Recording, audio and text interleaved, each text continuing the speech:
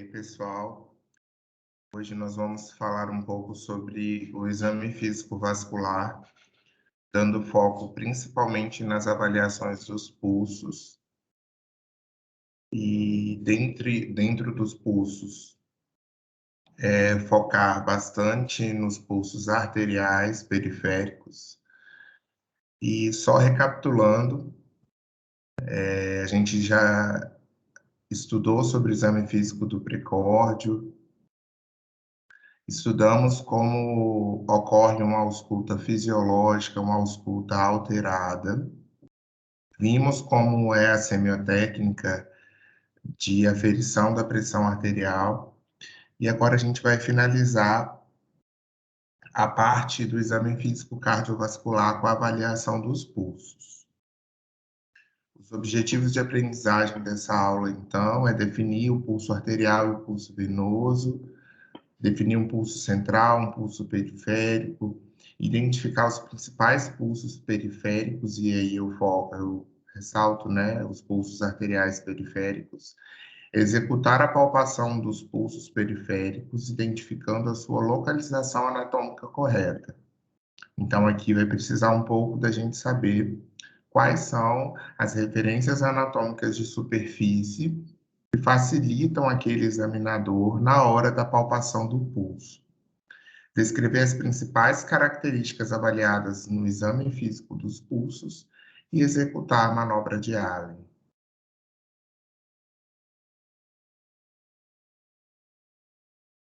Quando a gente estuda sobre pulsos, a gente tem que lembrar que algum desses pulsos, né, desses vasos, estão diretamente ligados ao coração. Então, quando a gente avalia, por exemplo, um pulso carotídeo, um pulso radial, eu posso ter uma estimativa indireta, né, o próprio nome diz, eu posso estimar o modo como o coração tá funcionando.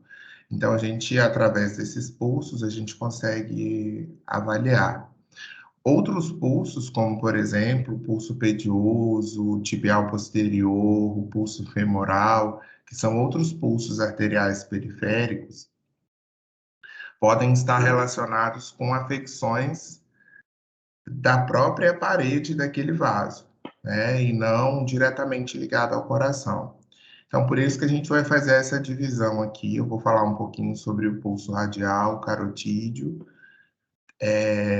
o pulso da jugular, quando a gente avalia uma turgência de jugular, e depois a gente vai estudar os outros pulsos, tá bom? Então, em relação ao pulso radial, a gente tem que, primeira coisa, saber onde que está localizado esse pulso. Normalmente, o pulso radial, o próprio nome já diz, eu vou estar avaliando a artéria radial. Ele está localizado entre a apófise estiloide do rádio, ou processo estiloide do rádio, e o tendão dos músculos flexores, né? Como que eu vou fazer a palpação? Eu vou usar o indicador e o dedo médio, variando a força até obter o máximo de impulso. Então, não é chegar e, estou vendo o pulso, e de forma rápida e espontânea. A gente tem que avaliar com um certo tempo, né, cerca de 10 segundos ou mais, para a gente conseguir detectar as características desse pulso.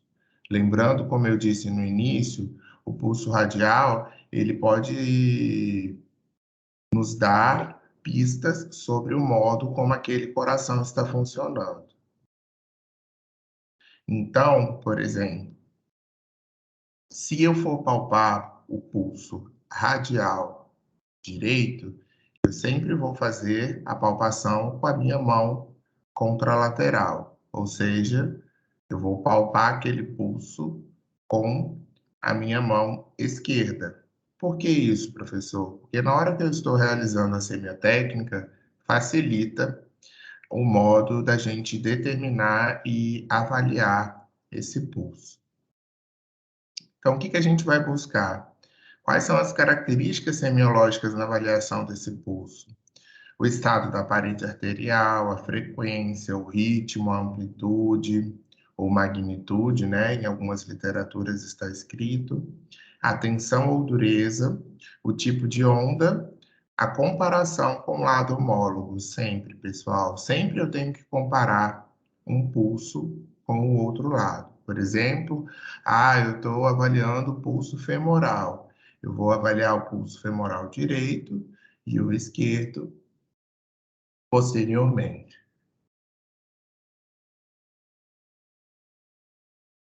No estado da parede arterial do pulso radial, quando a gente classifica o estado da parede normal, é porque não apresenta tortuosidade nenhuma, é facilmente a gente palpar e não identificar nada de estranho quando a gente está palpando.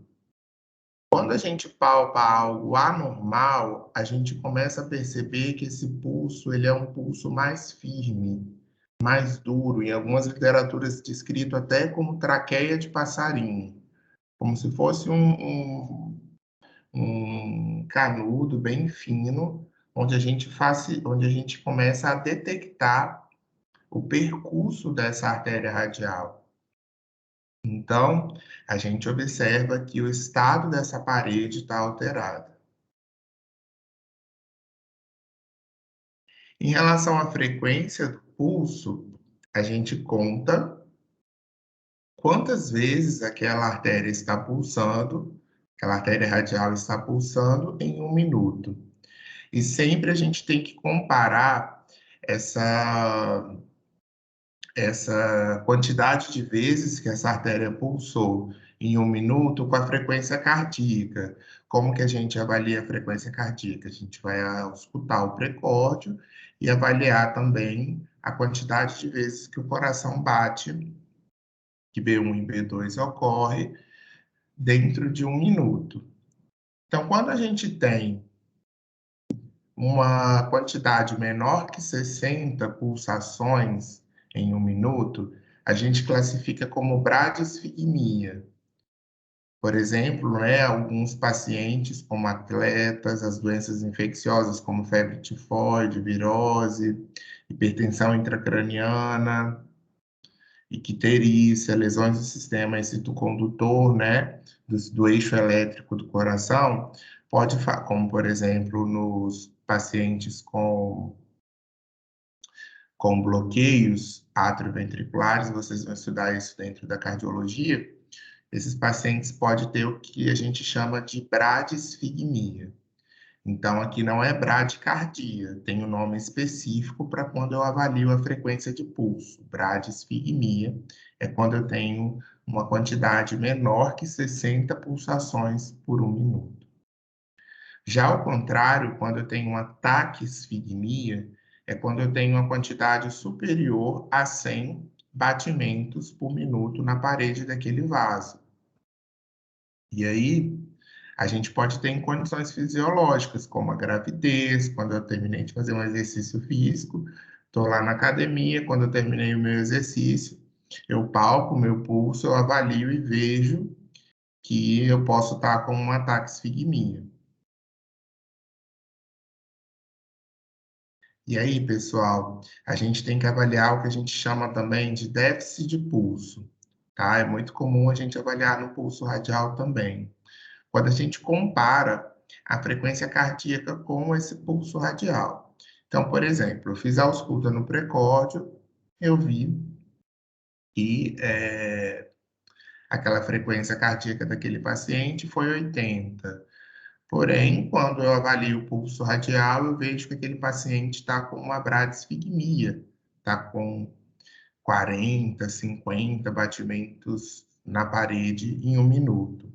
Então, quando ocorre essa diferença, por exemplo, a frequência cardíaca for maior que o pulso radial, a gente tem o que a gente classifica como contrações ventriculares ineficazes, ou seja, quando esse ventrículo no coração, ele não está contraindo de forma adequada, ele não ejeta sangue para a aorta, e isso interfere diretamente na hora da, da, do pulso, na parede do pulso arterial. Então, quando que isso acontece? Em algumas arritmias cardíacas, como, por exemplo, a extrasístole ventricular e a fibrilação atrial. Vocês vão ver essas arritmias cardíacas no módulo de cardiologia mais à frente. Mas, já adiantando, quando eu tenho uma fibrilação atrial, é quando aquele meu átrio ele não contrai, não faz uma sístole atrial de forma adequada. Ele fica fibrilando, ele fica como se fosse tremendo, né? Para vocês entenderem com a linguagem mais simples.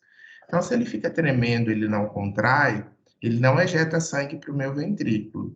Se eu não tenho sangue dentro do ventrículo, automaticamente eu vou ter diminuição da minha fração de ejeção, a quantidade de fluxo que eu mando para minha artéria aorta também vai estar prejudicada, e aí, de forma indireta, né, eu vou ter alteração também no meu pulso radial. A gente pode avaliar também o ritmo do pulso radial, a gente classifica ele como regular ou irregular.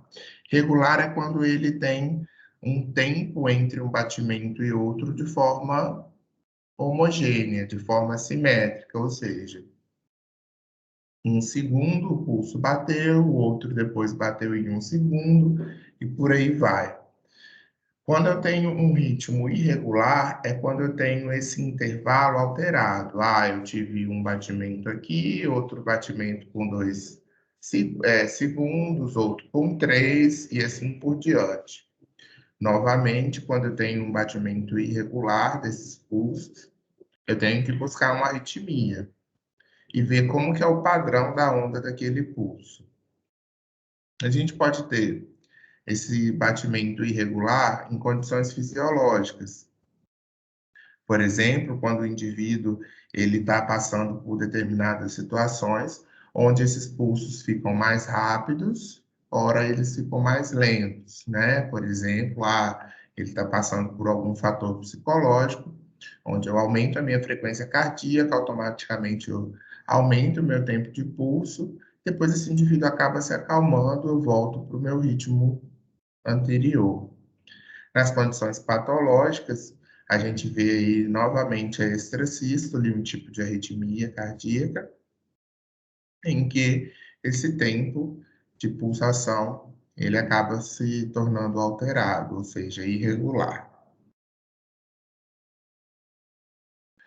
Outra forma da gente avaliar também é a questão da amplitude ou magnitude desse pulso, né? Então, a amplitude ou a magnitude é muito examinador dependente.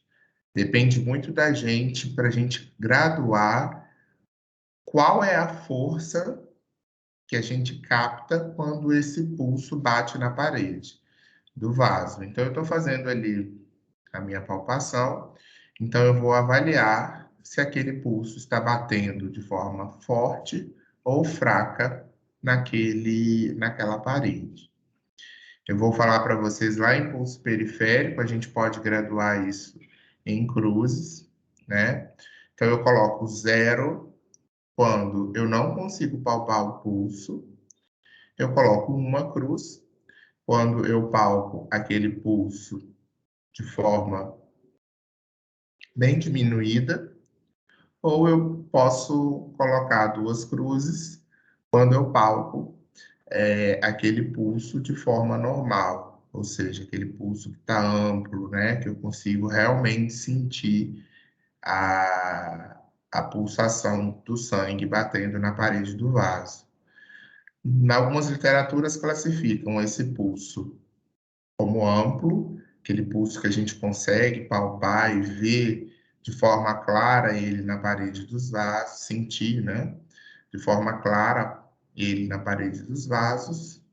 Mediano e pequeno, aquele pulso que ele é diminuído, e ausente quando eu não tenho pulsação nenhuma.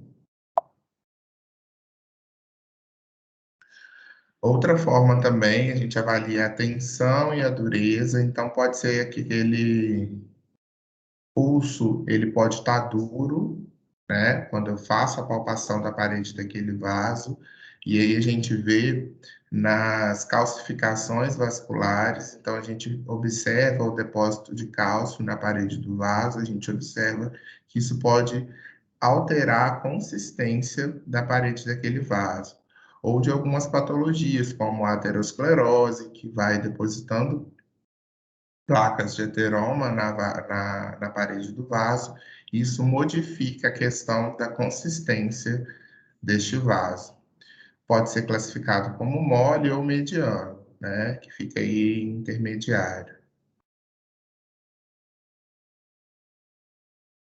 Outra forma da gente classificar o pulso também, no caso pulso radial, né? A gente pode classificar ele de acordo com o tipo de onda. O que é isso? O padrão com que esse pulso ele percorre em um determinado tempo. Então, por exemplo, eu posso ter uma onda de pulso normal, ele fica pulsando ali na parede do vaso, o sangue, né, bate na parede do vaso de forma fisiológica, sem alteração nenhuma, né, sem característica diferente nenhuma, ou eu posso ter um pulso que a gente chama de celere, né? Como que é isso? Ele aparece e some com rapidez. Então, isso ocorre com o aumento da pressão diferencial, como na insuficiência aórtica, fístula arteriovenosa, anemia grave e hipertiroidismo. Esse pulso célere, ele acontece quando o paciente tem alguma doença de base. Ou seja, eu consigo detectar ele, mas quando eu vou avaliar ele novamente, ele já sumiu. A gente tem o pulso anacrótico, é uma pequena onda dentro da onda pulsátil, então a gente vê também na estenose aórtica. O pulso dicrótico é uma dupla onda em cada pulsação, né, que a gente não precisa ficar entrando muito em detalhes, mas mais para vocês conhecerem, né? Quando a gente desenha a onda de pulso, a primeira onda sempre vai ser mais nítida do que a segunda, ou seja, ele bate com uma onda mais forte, depois a segunda vai ficar um pouquinho menor em relação à sua amplitude. Onde que ocorre isso? Na febre tifoide e nas doenças febris, tá? Quando eu comprimo esse pulso dicrótico ele desaparece. O pulso bisferiens é como eu tenho quando eu tenho, né, uma dupla sensação no ápice da onda de pulso. Ele fica mais nítido quando eu comprimo este pulso. Tem o pulso alternante, a gente percebe isso de modo suscetível a uma onda ampla, seguida de uma onda muito mais fraca, diferente do dicrótico, né? Então, é muito nítido a gente ver, então vem uma onda muito forte e uma muito fraquinha, né? Então, a gente pensa aí em uma insuficiência ventricular esquerda. O pulso filiforme, ao mesmo tempo que ele tem uma pequena amplitude, ele é um pulso, quando a gente palpa, um pulso mais mole, né? É difícil a gente fazer a palpação de um pulso filiforme. Então, quando a amplitude de onda dele está muito é, diminuída. Onde que a gente observa o pulso filiforme? Naqueles pacientes que estão com o sistema cardiovascular gravemente comprometido. Um paciente que sofreu um trauma, que está sangrando bastante, que está entrando para um choque circulatório. Então, a gente observa essa baixa perfusão nas extremidades quando a gente está avaliando esse tipo de pulso. A gente tem também outra característica da onda de pulso, que é o pulso paradoxal. Ele pode alterar a amplitude da onda de pulso quando o paciente ele inspira, na inspiração forçada principalmente. Então, ele aparece muito na pericardite, no derrame pericárdico e no efizema pulmonar. Por que isso? Por conta do acúmulo de líquido ali dentro do pericárdio. Vocês já estudaram a interrelação com a pressão torácica. Então, quando o paciente ele inspira, ele reduz a pressão intratorácica e isso acaba interferindo aí nas pressões de enchimento das câmeras e acaba alterando o tipo de onda de pulso. Então, sempre quando a gente for avaliar um pulso, e aí aqui a gente utilizou o pulso radial como exemplo, para a gente falar todas essas características, como está no livro de semiologia de vocês do Porto, a gente sempre tem que comparar com o lado homólogo, sempre tem que comparar com o lado, com o outro lado, tá? Então, isso daí a gente tem que frisar bastante, não pode esquecer na hora de estar fazendo o exame físico. O pulso capilar, então a gente, como o nome diz, né, pulso capilar é um pulso mais fino, onde a gente observa a perfusão na periferia daquele paciente. Normalmente a gente vai avaliar o pulso capilar no leito ungueal. Então a gente faz uma pressão cerca de 2 segundos e observa. E aí a gente tem o que a gente chama de tempo de enchimento capilar. Então, se eu fiz aquela pressão no leito ungueal daquele paciente e observei que voltou com a coloração em menos de 2 segundos, poxa, aquela perfusão daquele doente está de forma correta. Então, eu tenho um tempo de preenchimento capilar de forma adequada. Então, a gente consegue avaliar a microcirculação assim. E por que que essa microcirculação está diretamente relacionada ao sistema cardiovascular? Ao coração, desculpa. Quando eu tenho um choque cardiogênico, por exemplo, ou quando eu tenho um colapso total do meu coração, da minha bomba cardíaca, eu posso afetar de forma direta a perfusão capilar periférica. Então, as extremidades começam a ficar cianóticas. Então, avaliar a pulso capilar é muito importante, tá bom?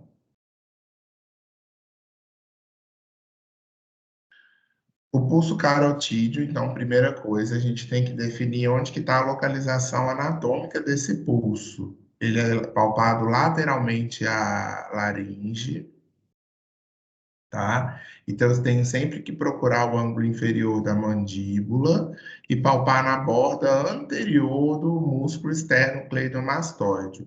Lembrar que o músculo esternocleidomastoide, ele é como se fosse um triângulo, então ele tem a borda anterior, a posterior e a média. Então, quando a gente vai palpar a borda anterior, a gente pode pedir o paciente para ficar olhando para o lado oposto quando a gente for palpar, e aí a gente rebate essa borda anterior e consegue avaliar o pulso carotídeo, tá bom? Ele pode ser visível em algumas situações fisiológicas, quando o paciente está fazendo exercício físico, né? Ou em algumas situações patológicas, quando o paciente é hipertenso, tá bom?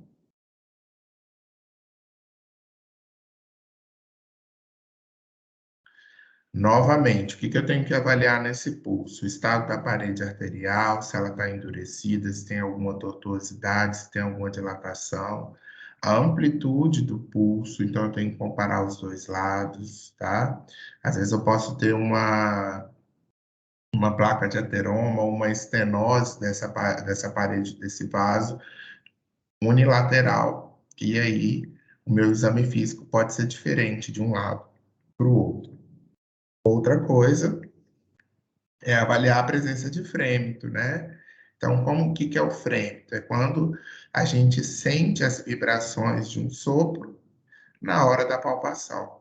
Então, eu palpei o pulso carotídeo, estou sentindo aquele som, aquela vibração na minha mão, e aí eu posso estar desconfiando ali de que aquele local pode ter um sopro da artéria carótida. Então, para o nosso próximo passo, né, do exame físico, é avaliar a ausculta. Então, eu posso auscultar a carótida. Então, eu vou verificar a presença de sopros, né? Pode ser na própria carótida ou pode ser um sopro que eu estou auscultando, que é um som irradiado da válvula aórtica, que está muito próximo ali, né, na localização anatômica, tá bom? Principalmente o sopro de estenose aórtica, que ele normalmente irradia para essa região do pescoço. Então, eu tenho que examinar toda a extensão dessa artéria que está nessa região, tá? Então, não esquecer de avaliar o ângulo da mandíbula e da fossa supraclavicular.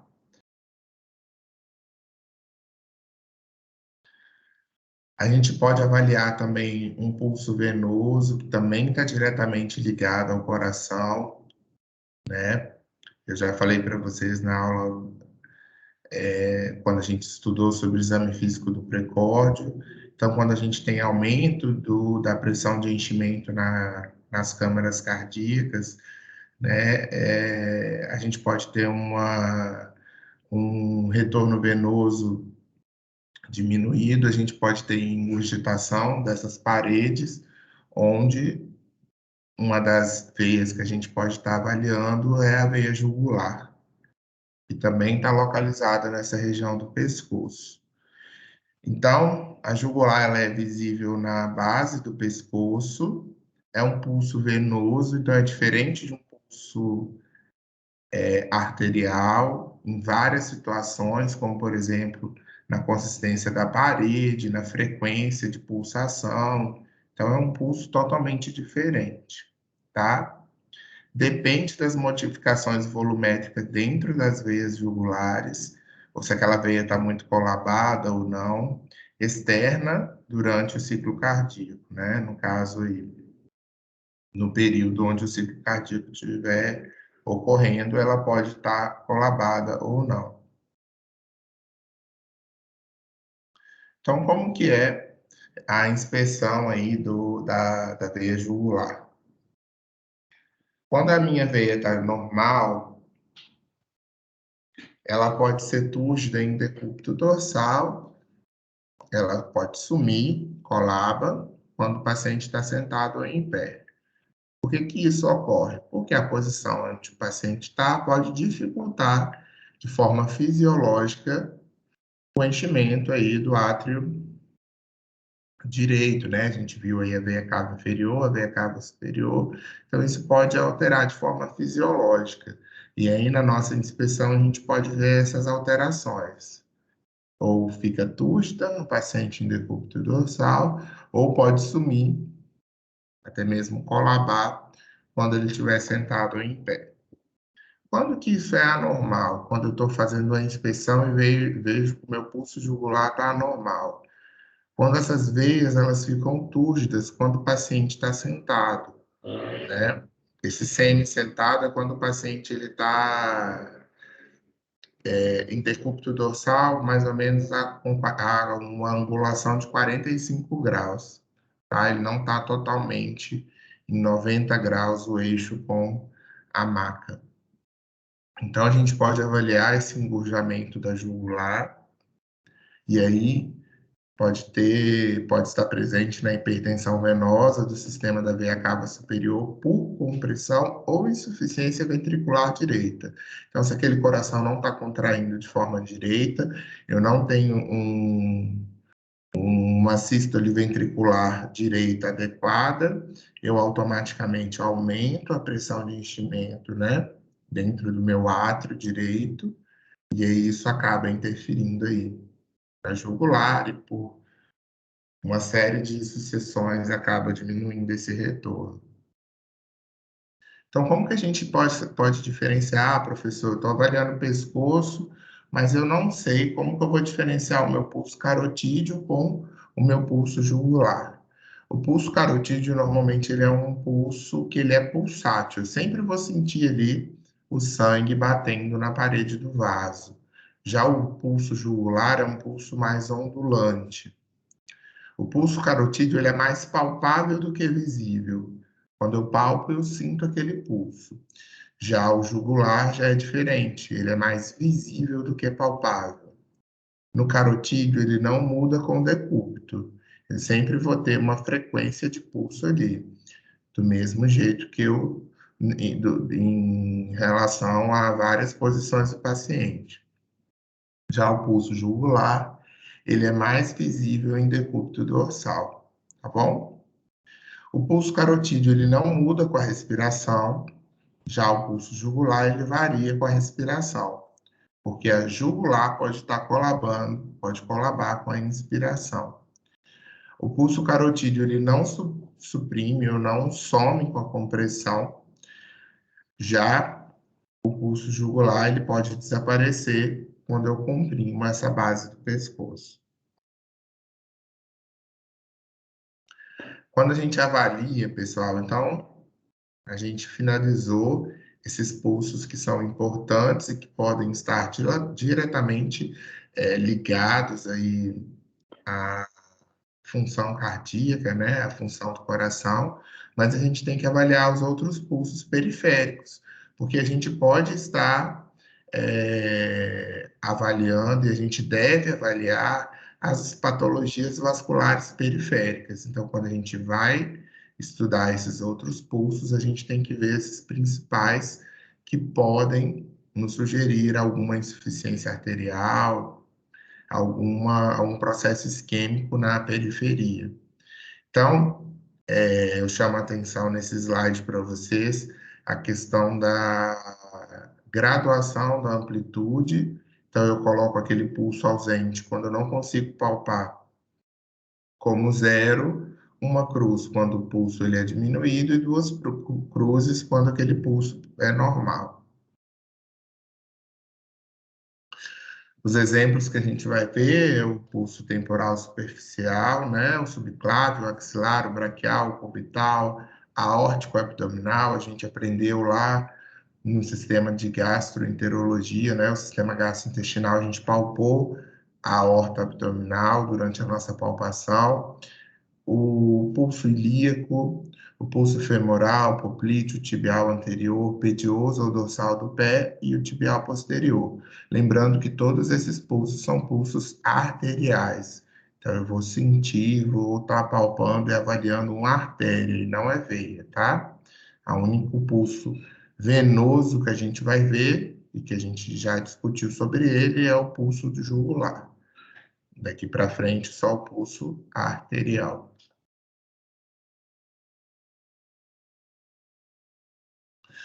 Pulso temporal superior, ou pulso temporal, a gente vai estar avaliando as artérias temporais, então a gente vai começar de forma crânio-caudal. Então a gente avalia a região frontal desse paciente, está logo acima da arcada supraorbitária e deve ser palpada com polpas dos dedos indicadores e médios. Então, a gente pode fazer uma palpação bidigital com as polpas digitais e tentar palpar esse pulso nessa região da arcada supraorbitária, como está indicado aí na figura. O pulso subclávio, o nome diz subclávio, então ele está abaixo ali da região da clavícula, então eu tenho que palpar a clavícula e cerca de 1 ou 2 centímetros eu posso sentir o pulso subclávio. É muito difícil a gente sentir, né, o subclávio, facilita naqueles pacientes que são bem magros, então a gente consegue avaliar de forma melhor quando comparado com o paciente obeso.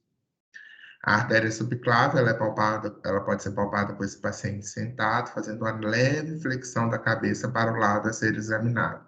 Mesma coisa na jugular. Eu estou examinando o lado direito. Eu peço ao paciente para virar a cabeça para o lado esquerdo para a gente ter maior facilidade de avaliação. Em relação à nossa posição, a gente pode ficar na frente, do lado ou atrás do paciente, tá bom? E aí é onde a gente tem maior sensibilidade para sentir a artéria subclávia. O pulso axilar, a gente vai aprofundar a nossa mão dentro do oco axilar, como a literatura diz, né? Dentro da axila mesmo, tentando procurar a pulsação, né? A parede desse vaso, tentando procurar o pulso axilar. Novamente, pode ser um pouco difícil naqueles pacientes que são mais obesos, têm maior quantidade de gordura subcutânea acumulada nessa região, tá bom? Então, sempre tá palpando aí, tentar ver com a mão esquerda o firmar, né, o antebraço e com a mão dominante palpar o pulso no oco axilar. Ah, professor, mas eu não sou destro, eu sou canhoto. Faz ao contrário, tá? O pulso cubital, o paciente ele deve estar sentado no decúbito dorsal, o médico vai posicionar na frente, no lado do paciente, tanto faz, conforme ele esteja sentado ou deitado. Com a mão homolateral do mesmo lado, ele vai segurar a mão do paciente, fazendo uma leve flexão, e os dedos indicador e médio e anular da mão contralateral. Então, normalmente a gente palpa com 3 dedos, né? A gente vai procurar sentir, palpar sentir a pulsação dessa artéria. Já no pulso braquial, o examinador deve ficar em pé do lado que estiver sendo palpado, mantendo-se o paciente em decúbito dorsal ou sentado. Com a mão direita, o examinador sustenta a mão direita do paciente ao mesmo tempo que o braço é levantado e mantido em leve flexão. A mão esquerda do examinador abarca a parte média do braço imediatamente abaixo do músculo deltoide. O que a gente vai fazer? Então, na figura A, a gente está avaliando aí a palpação do pulso do subclávio, né? Então, ele está palpando primeiro, achando onde está a clavícula, e depois vai estar fazendo a palpação da artéria subclávia.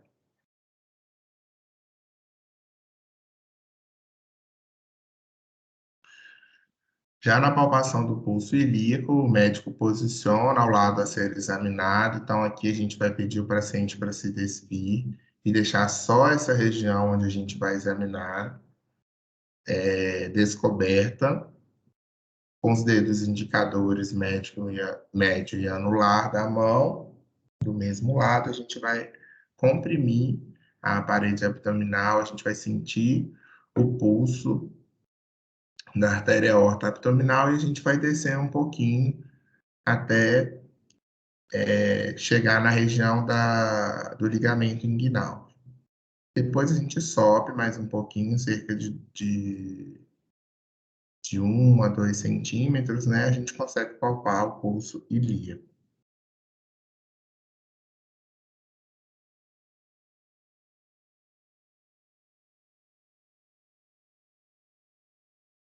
O pulso femoral já está um pouquinho mais inferior a este ligamento, então as artérias femorais elas são palpadas na própria região inguinal, né? Na fossa inguinal aí, logo abaixo do ligamento inguinal. Então a gente, ao contrário, a gente desce mais ou menos uns 2 a 3 centímetros e tenta achar o pulso femoral aí. Então, professor, minha referência anatômica é o quê? O ligamento inguinal, onde a gente vai facilitar a palpação abaixo aí dessa região até achar o pulso femoral do paciente, tá? Normalmente, o paciente está em decúbito dorsal e, novamente, a gente vai despir apenas a área que a gente vai examinar.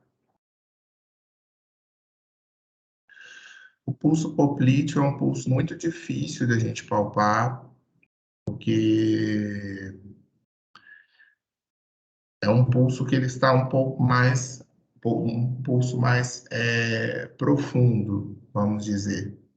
Então, a gente sabe, a gente tem a perna, essa região posterior do joelho, a gente tem um local onde a gente chama de fossa poplítea, né? Então, a gente pode avaliar o pulso poplíteo em 2 posições. A primeira semiotécnica, para a gente avaliar o pulso poplíteo, a gente pode posicionar o paciente em decúbito dorsal, com o joelho ligeiramente flexido, com a perna relaxada, a gente vai posicionar nossas polpas digitais, nossos dedos, das duas mãos na linha média por atrás do joelho, na fossa poplítea. E a gente vai fazer uma compressão profunda para a gente tentar achar o pulso poplíteo.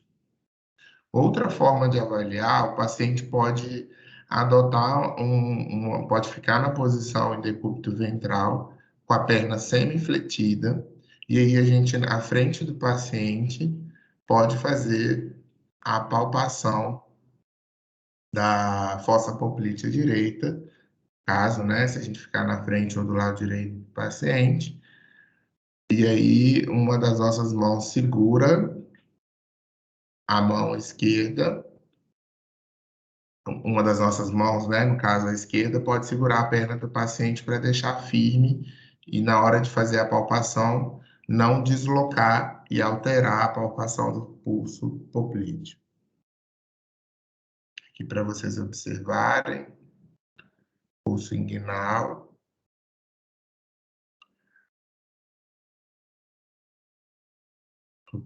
Na letra B, a palpação da artéria pulso poplíteo,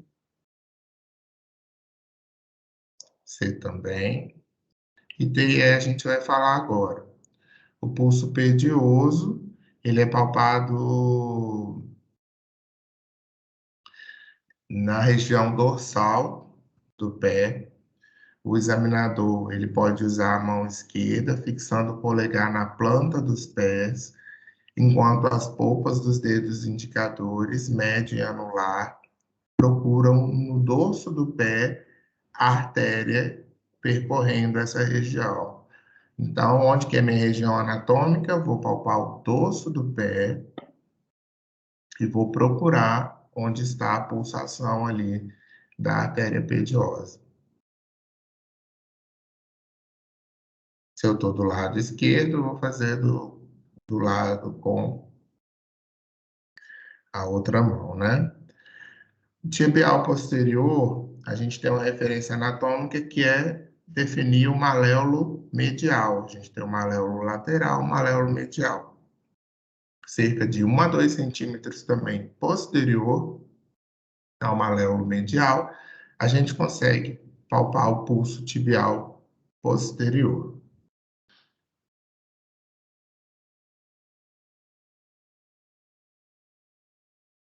Existem diversas manobras que a gente pode estar fazendo dentro do exame físico vascular, mas uma que a gente observa na prática e que é cobrado de vocês é a manobra de Allen, onde a gente avalia a perfusão tanto da artéria ulnar quanto da artéria radial.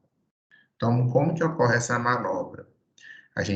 O objetivo é observar a obstrução de uma dessas artérias, né? Se realmente tem ou não isquemia.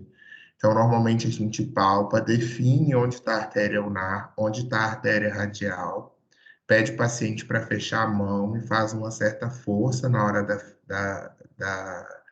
do punho cerrado, né? Das mãos fechadas, da mão fechada. E aí a gente define o local dessas duas artérias. Depois o paciente, ele senta, né? Fica sentado, e aí a gente oclui uma dessas artérias e pede o paciente para abrir a mão.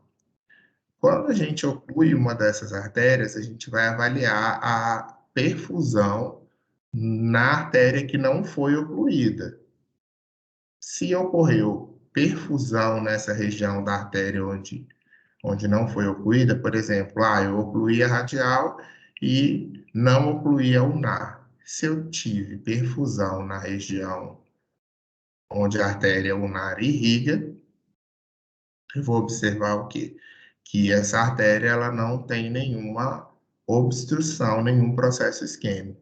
A mesma coisa eu faço com a minha artéria radial e observo se nessa região, né, tanto do primeiro quirodáctilo, segundo e terceiro, onde a região onde é irrigado pela artéria radial, se eu vou ou não ter oclusão ou isquemia nessa região. Se a perfusão ocorrer de forma adequada, ok, né? Eu não tenho nenhuma patologia impedindo o fluxo de sangue nessas regiões.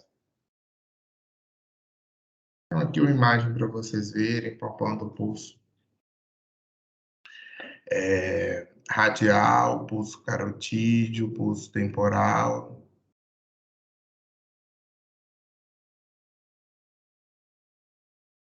Pulso subclávio,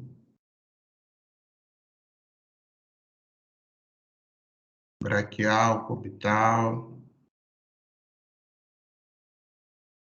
Então, a gente pode palpar o pulso tanto radial quanto lunar, da artéria abdominal, ilíaca, femoral, poplítea,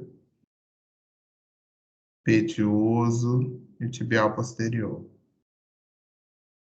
Tá joia? Então, são esses pulsos periféricos que a gente vai palpar, que a gente vai avaliar na nossa aula. Lembrar sempre da referência anatômica de cada pulso. Bons estudos a todos.